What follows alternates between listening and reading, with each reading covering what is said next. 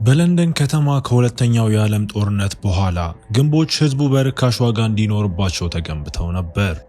ሆኖም ግን በጊዜ ሂደት እየተበላሹ በመምጣታቸው ወንጀለኞች የሚደበቁባቸውና የሚራቡባቸው ቦታዎችም ሆኑ። መልሶ አልሚዎችም እነሱን አፍርሶ ለመረከብ ቢሞክሩም ነባር ተከራዮችን ግን ማስወጣት ቀላል ባለመሆኑ ብዙዎቹ ግንቦችም እስካሁን አሉ።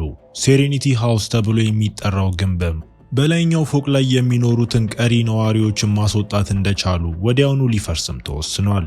አንድ ምሽት ኒክ የተባለ ታዳጊ ከሁለት ወንበዴዎች ለማምለጥ የተቻለውን ያህል እየሮጠ ሲሆን ሴሬኒቲ ሃውስ ውስጥ ገብቶ ነገር ግን አሳንሳሩ ስለማይሰራ ወደ ላይኛው ፎቅ ለመድረስ በደረጃው ላይ ይሮጣል። በሮቹን እያንኳኳ እርዳታ ቢለምንም ሰዎች ችላ ብለውት እንዲያውም በራቸው መቆለፉንም ደግሞም ያረጋግጣሉ። በመጨረሻውም ወንበዴዎቹ ደርሰውበት ይዘውት ከዚያም በጭካኔ ሲደበድቡትም ድምፁን የሰማችው ቤኪ በበሩ ቀዳዳ በኩል ተመልክታ ምን እየሆነ እንዳለም ተረድታ ፖሊስ ለመጥራት ብትሞክርም ነገር ግን መስመር ላይ እንድትጠብቅም አድርገዋት ለመርዳት ቆርጣ ቤኪ ብትወጣም ወንበዴዎቹ ግን በቀላሉ አሸንፈው እሷንም ደብድበዋት እሷ ከወደቀች በኋላ ኒክ እርዳታ እየለመነ ሳለ ሰዎቹ እየቆጠቱም ወሰዱት። በማግስቱ ኒክ ሞቶ በመገኘቱ ፖሊሶች ምርመራ ለማድረግ ወደ ህንፃው ሲመጡ ቤኪ ምንም እንዳላየች ተናግራ ለቁስሏም ተዘርፌ ነው የሚል ምክንያትም ሰጥታ፣ ሆኖም ግን መርማሪ ዴቪሊን የህክምና ባለሙያዎች ኮሪደር ላይ እንዳገኟትም ያውቃልና እነዚሁ ወንበዴዎች እንደደበደቧት ሲገምት እሷ ግን ፊታቸውን አላየውም ትላለች። በህንፃው ውስጥ ያለ ማንኛውም ሰው አጥቂዎቹን ለመለየት የሚረዳ መረጃ ለመስጠት ፍቃደኛ ባለመሆኑ ዴቪልን ተናዶ ምስክር ለመሆን ለሚፈልግ ለማንኛውም ሰው ጥበቃ እንደሚደረግለት ቃል ቢገባም ቤኪ ግን ፊቱ ላይ በሩን ዘጋችው። ከ3 ወራት በኋላ ከርቲስ ከጎረቤቶቹ የጥበቃ ገንዘብ ለመሰብሰብ ከቤት ቤት እየዞረ የክፍያው መጠን በቅርቡ እንደሚጨምር ስትሰማም ቤኪ ሰድባው። ኔቪል የተባለው ሰውም ከርቲስ እንዲያስፈራራውም አይፈቅድም። እሱ የሚከፍለው ሚስቱ ቪቪያንን ለመጠበቅ ብቻ ነው። የአካባቢው የዕፅ አዘዋዋሪዎች ጋሪና ማርክ እርዳታቸውን ቢያቀርቡለትም ከርቲስ ግን ሲጋራቸውን ተቀብሎ ችላ ብሏቸው ፖል የተባለው ሰውም በቤቱ ውስጥ ብቻውን ሆኖ ከአልኮል መጠጥ ለመራቅ ሞክሮም አይተን በመጨረሻ ግን ሱሱ አሸንፎትም አልኮሉን ይጠጣዋል። ያን ምሽት ቤኪ ወደ ውጪ ስትወጣ ልጆቿን ብቻቸውን ትታ ለጭፈራ ከምትሄደው ጄኒ ጋርም ተገናኝታ ጄኒ ቤኪ እየፈረደችባት መሆኗን ስለምታውቅም ጮኻባት። በማግስቱ ጠዋት በህንፃ ውስጥ የኢንተርኔት አገልግሎት የተቋረጠ ሲሆን ማንም መልእክት መላክ አይችልም። ቤኪ ከፓርቲ በኋላ አብሯት ካደረ የሥራ ባልደረባዋ ጎን ነቅታ አብረው ቁርስ እየበሉ ስለ ግንኙነታቸው ምን እንደሚሆን እየተወያዩ ድንገት ሰውየው ግንባሩ ላይ ተመቶ ሲወድቅ ቤኪን በድንጋጤ ትጮኻለች። በአቅራቢያው ባለ ህንፃ ውስጥም አንድ ስናይፐር እንደገና ለመተኮስ ይዘጋጃል። በሌላ አፓርታማ ውስጥ ካሮል እና ልጇ ዳንኤል ባሏ ሲመታ አይተው በድንጋጤ ተሞልተው ስናይፐሩ በላይኛው ፎቅ ባሉ አፓርታማዎች መስኮት ላይ መተኮሱን ቀጥሎ በዚህም የተወሰኑ ነዋሪዎችን ሲገድል ሌሎች ደግሞ እየቆሰሉ ጥቂቶቹ ደግሞ በጊዜ ለመደበቅ ይሳካላቸዋል። ብዙም ሳይቆይ የተረፉት ነዋሪዎች በድንጋጤ መተላለፊያ ላይ ተሰባስበው ነገር ግን ስልካቸው ስለማይሰራ ፖሊስ ለመጥራትም አይችሉም። ካሮል መውጣት አለብን ብላ ብታስብም ሆኖም አሳንሳሩም ስለማይሰራ ህንፃ ውስጥ መቆየቱ እንደሚሻልም ዳንኤል ይናገራል። ምክንያቱም ወደ ውጪ መውጣት ለአነጣጣሪው አመቺ ኢላማ ያደርጋቸዋል። ጋሪ የቆሰለውን ማርክ ይዞ እየለመነ ሲወጣ ካሮል ግን ከከርቲስ ስላልተከላከላችሁ እርዳታ አይገባቸውም ስትልም አስታውሳው ቫዮሌትም የመጀመሪያ እርዳታ ስለምታውቅ ቁስሉን ለማጽዳት አልኮልና ጨርቆችንም ጠይቃ ከዚያም ጄኒ ሁለቱም ልጆቿ በመገደላቸው እያለቀሰችም ከቤቷ ወጥታ አይተን አንዲት የቆሰለች ሴትም ከክፍሏ ወጥታ ቫዮሌት የማርክን ቁስል ጨርሷ ወደ እሷ ብትሮጥም ሴቲቱ ግን ልትመረመር ስትል የሞተች ሲሆን ባለቤቷ ጄፍም ቆስሎ ከውስጥ ሆኖ እርዳታም ይጠይቃል።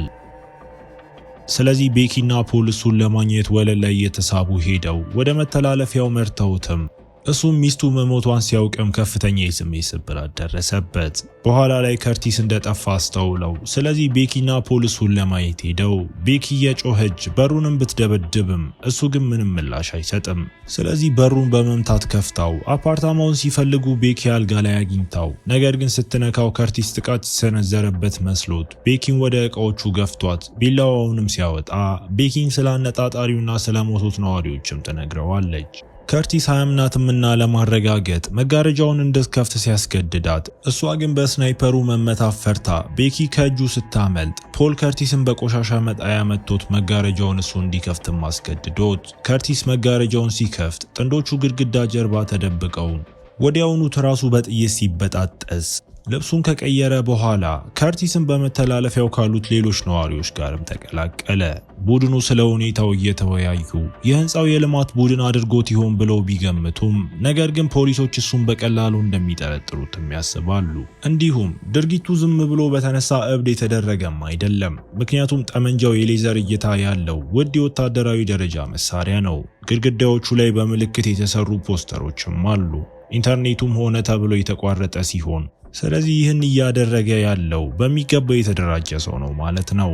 ቤኪ የድንገተኛ አደጋ መውጫውን ብትፈትሽም ነገር ግን በጣም ለጥቃትም የተጋለጠ ነው። ኔቪል ፖሊሶች የተኩስ ድምፁን እስኪሰሙ ወይም አነጣጣሪው እስኪሄድ መጠበቅ አለብን ብሎ ሐሳብ ቢሰጥም ነገር ግን ማርክ በጣም እያመመው በመሆኑ ሐኪም ያስፈልገዋል። ስለዚህ ቤኪ ወደ ታች የምንወርድበትን መንገድ ካገኘን ማንም ሳያየን በጀርባ በር ማምለጥ እንችላለን ብላ ከርቲስ ወደ ቤቱ ተመልሶ መጠበቅ ቢፈልግም ነገር ግን ኔቪል ለጥበቃው እንደከፈሉት በማስታወስ አስቆሞት ከርቲስ ችላ ሊለው ሲሞክር ኔቪል የቀድሞ ወታደር መሆኑን በሚያሳይ ሁኔታ በጥቂት ጡጫዎች ጥሎት ቤኪ አጋጣሚውን ተጠቅማ ከርቲስን ኳሶቹ ላይ መታው። ከዚያም ከእንግዲህ እሱ ቁጥጥር እንደሌለው ታውጃለች። ቡድኑ የአሳንሳሩን በሮች ለመክፈት መሞከር ሲጀምሩ ዳንኤልም የአባቱን መሳሪያዎች አምጥቶ ጄፍ መሳሪያዎቹን ተጠቅሞ በሮቹን ለመክፈት ቢሳካለትም ወዲያውኑ በጥይት ተመቶ ተገድሎ ሁሉም ለመደበቅ ሲሮጡ ቤኪ መስታወቷን ተጠቅማ አነጣጣሪው ወጥመድ ማዘጋጀቱንም ተረድታ ከርቲስ መሳሪያውን አስወግዶ ከዚያም እሱና ቤኪ የጄፍን አስክሬን ሚስቱን ወደ ተዉበት ቤትም ወሰዱት። በኋላም ቤኪ ፖልና ከርቲስ በአሳንሳሩ ጉድጓድ ውስጥ ባለው መሰላል ወደ ታች መውረድ ጀምረው በመጨረሻም ምድር ቤት ላይ ወዳሉት በሮች ደርሰው በመሳሪያውም የከፈቷቸው ሲሆን በዚህ አካባቢ ያሉ ግድግዳዎችን ፖስተሮች አሏቸው። የጀርባውን በር ቢሞክሩም ነገር ግን አይከፈትም ነበር። ስለዚህ ከርቲስ ከክፈፉ ላይ ለመንቀል መሳሪያዎቹን ሲጠቀም ፖል ቢነቅለውም ነገር ግን መውጫው በትልቅ ኮንቴነር መዘጋቱን ሲያዩ ሶስቱም በጣም ያዝናሉ።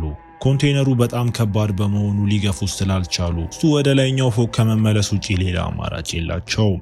ይህ በእንዲህ እንዳለ ማርክ አሁንም በከፍተኛ ህመም ላይ ሲሆን የጋሪ ማስጠንቀቂያዎች ችላ ብሎ መድኃኒት መውሰዱን ቀጥሎ ቡድኑ ሌሎች ሐሳቦችን ለማምጣት እየሞከሩ ቤኪ ደግሞ አንድ ሰው ጣሪያ ላይ ወጥቶ አንሶላዎችን በመጠቀም በህንፃው ጀርባ መውረድ ይችላል ብላ ስትገልጽ ቫዮሌትም አንሶላዎቹ በቂ ርዝመት እንደማይኖራቸው ገልጻ በእነሱ ፋንታ የእሳት ማጥፊያ ቱቦዎችን ማሰርን ትጠቁማለች። ድርጊቱ በጣም አደገኛ ስለሆነ ማን ያድርገው በሚለው ላይ ክርክር ተነስቶ ደግሞም ለምን እንዲህ የሆነ እንደሆነ ግራ በመጋባትም ይገረማሉ።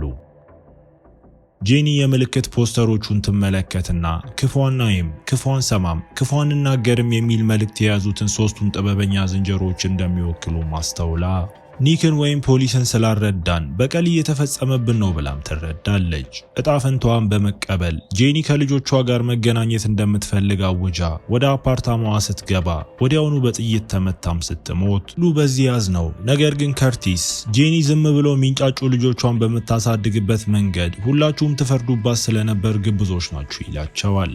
ምሽት ሲሆን ካሮን ሁሉንም መብራቶች አጥፍተን ማምለጥ አለብን ብላ ሆኖም ሌሎች አነጣጣሪው ምናልባት የሌሊት እይታ ሳይኖረው አይቀርም ብሎ ገምተው ምልክቶቹ በግድግዳዎች ላይ እንዳሉ ነገር ግን በተለይም በማርክና በጋሪ በር ላይ እንደተቀቡ ከርቲስ ሲያስተውል ሁለቱም ምንም እንደማያውቁም ይናገራሉ።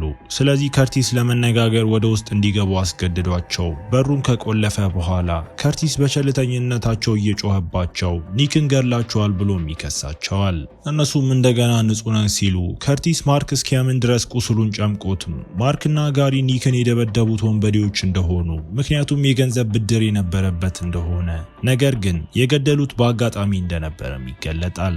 ድምጻቸው በጣም ከፍተኛ ስለነበር በመተላለፊያው ላይ ያሉ ሰዎችም ሰምተዋቸዋል። እናም ራሳቸውን ለማዳን ወንበዴዎቹ ለአነጣጣሪው አሳልፈው መስጠት እንዳለባቸው መወያየት ጀምረው ከርቲስም ሁለቱም ኃላፊነት መውሰድ አለባቸው ብሎ ሲገልጽ እነሱም ሲቃወሙት ይደበድባቸው ጀምሮ ከጥቂት ጡጫዎች በኋላ ከርቲስ ጋሪን ከመስኮቱ ፊት ለፊት አቁሞ መጋረጃውን ሲያንቀሳቅሰው በዚህም ጋሪ በፍጥነት ተመቶ ይሞታል።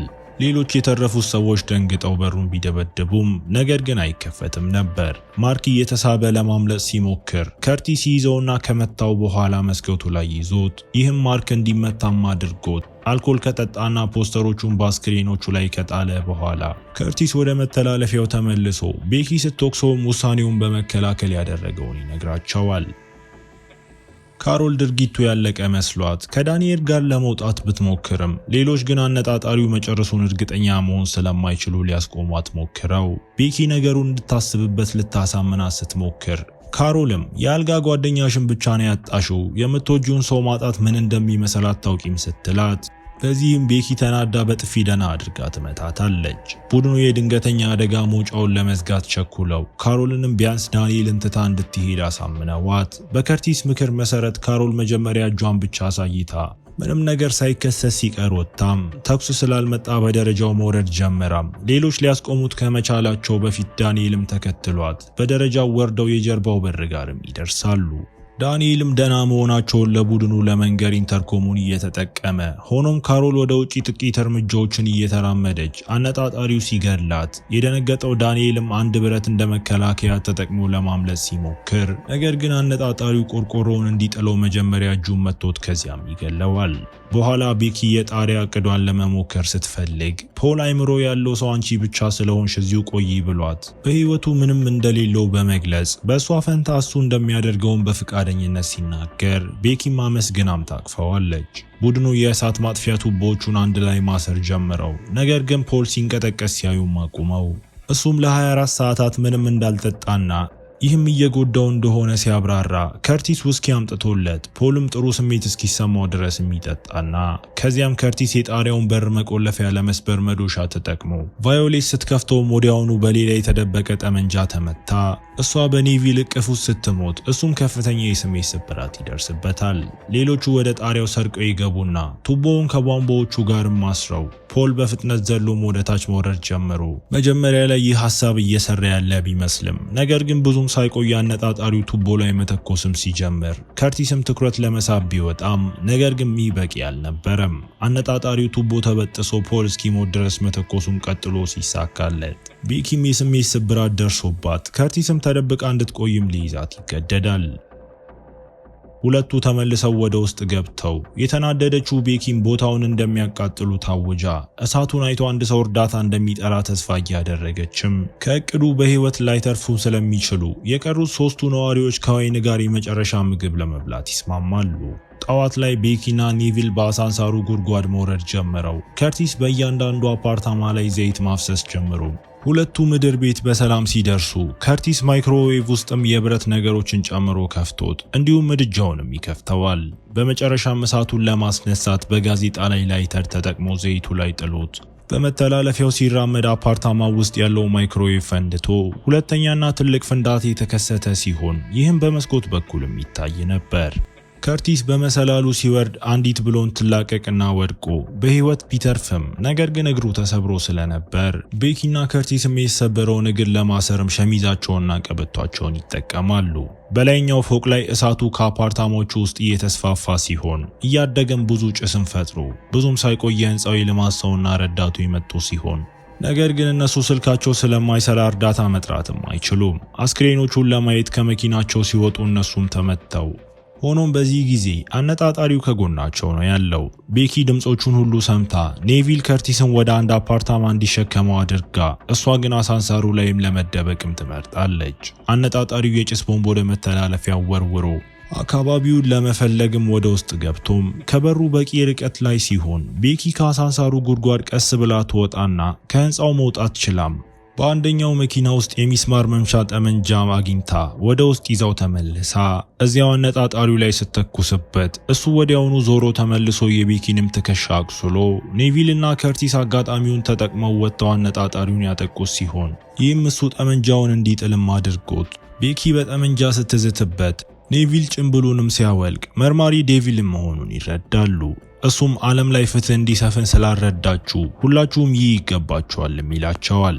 ቤኪና ኔቪል በጣም ወጣትና ንጹህ ስለነበሩት የጄኒ ልጆች እየጠቀሱን ቀጥቅጠውት ከርቲስ ህይወት ካጠፋች በኋላ እንደ ቀድሞ እንደማትሆን በመንገር ቤኪን ሊያረጋጋት ሲሞክር ዴቪሊን ትኩረት መከፋፈሉን ተጠቅሞ ኔቪል እስኪወድቅ ድረስም በኤሌክትሪክ ቴዘር መጥቶት ከዚያም ጠመንጃውን ለመቀማትም ከቤኪ ጋር ሲታገል ራሷን ለመከላከል እሷ ብትሞክርም እሱ ግን በቀላሉ አሸንፏት ከርቲስም ሊያጠቃው ሲሞክር ነገር ግን ቆስሎ ስለነበርም ዴቪሊን እሱንም በፍጥነት ይጥለዋል። ቤኪ ላይ ለመተኮስ ሲዘጋጅ እሷ የሚስማር መምቻውን አውጥታ በመጨረሻ ለመግደል ጭንቅላቱ ላይም ትመታዋለች። አሁን የእሳት አደጋ መከላከያ የመኪናውን ጩኸት እየሰሙ ሶስቱ የተረፉት ሰዎች በመጨረሻ ህንፃውን ለቀው መውጣት ችለውም እያሳየን ፊልሙ እዚህ ጋር ይጠናቀቃል። እስከ መጨረሻው አብራችሁኝ ስለነበራችሁ አመሰግናለሁ። በቀጣይ ቪዲዮ እስክንገናኝ መልካም ጊዜ